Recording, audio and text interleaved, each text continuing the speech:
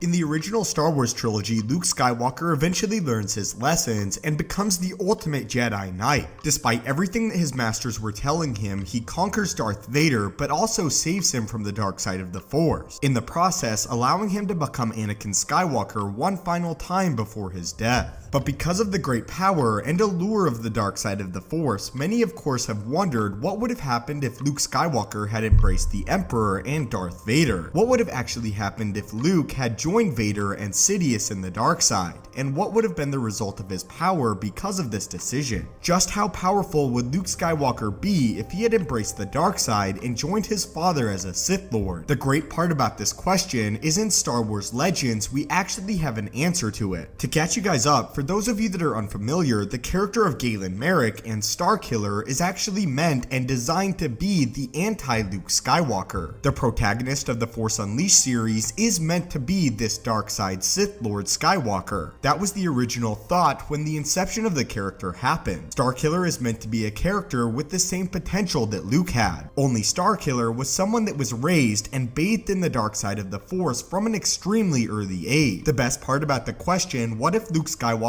was raised by Darth Vader, is we actually have an in Legends answer. In an extremely interesting quote, Hayden Blackman, one of the writers of the Force Unleashed series, revealed just their inception and ideas for Starkiller, and his relationship to Luke Skywalker as well as that of Darth Vader. The apprentice is the photo negative of Luke Skywalker. He's been raised by Darth Vader and is what Luke would have become if he had joined his father. Vader is not a very nice daddy. Vader was raised to be a Jedi. When a Jedi uses the Force, they respect it and do not overuse it. The Sith, though, keep testing their limits in the Force. Vader discovers this person who had the potential to be the most powerful Force user ever. Starkiller is up there with the top tier of Force wielders. He's up there with Yoda, Vader himself, Sidious, and even Luke Skywalker. He's extremely powerful. Vader has trained him in such a way that he has kept pushing these limitations, seeing how far he could use the Force. So where a normal Jedi Knight might use the Force to trick his way past a few stormtroopers, the apprentice might use the Force to bring down an adjacent building on top of said stormtroopers. The apprentice is extremely confident in everything that he does. He's been trained by Darth Vader to be an assassin, an unstoppable force of nature. Something else interesting about the Starkiller Galen Marek character is that originally he was supposed to be a full-fledged Sith Lord. When the designers of the game brought this idea to George Lucas proposed two Sith names for the apprentice. Those two names were Darth Icky and Darth Insanius. No joke. For obvious reasons though, the game developers ultimately just chose to go with Galen Marek. Even Galen Marek's codename of Starkiller relates back to Luke Skywalker in some twisted way. In the original draft of Star Wars A New Hope, Luke Skywalker's name was Anakin Starkiller. Therefore, bringing back the Starkiller name that was originally Luke's goes back to the idea that Starkiller is the negative Luke. But that was the anti-dark side Luke Skywalker that we actually got to see in Star Wars Legends. It's interesting to explore that the designers between both Force Unleashed games had this idea of creating a Luke Skywalker that had fallen to the dark side of the Force in a completely new character. They wanted to take the powers of Luke and translate that to someone who was in fact fully submerged in the dark side of the Force. And what fans saw was extremely impressive, as Starkiller even today is a fan favorite character among the Star Wars community. The idea of a young Sith Lord or Darksider with ultimate power is extremely intriguing. In Star Wars, most of the time we get a look at the inside of Jedi culture and what it's like for a Jedi Padawan to grow up within the Order, always tapering their power and learning to control it. But with Galen Marek, we got to see what it was like if one of these Jedi or extremely powerful Force users didn't do this at all, and instead of learning to fully control their abilities, they simply wanted to push them to their limit. That character was Galen Marek. Anyway guys, I hope you enjoyed this sort of peek behind the curtain of the character of Galen Marek / Starkiller and the idea behind his original creation. What are your ultimate thoughts on the Galen Marek character, and is he one of your favorite or least favorite characters in the Star Wars mythos? As I'm aware, there's another group in the Star Wars community that finds Galen really boring. Anyway guys though, leave your own personal thoughts in the comments down below. May the Force be with you and have a great day.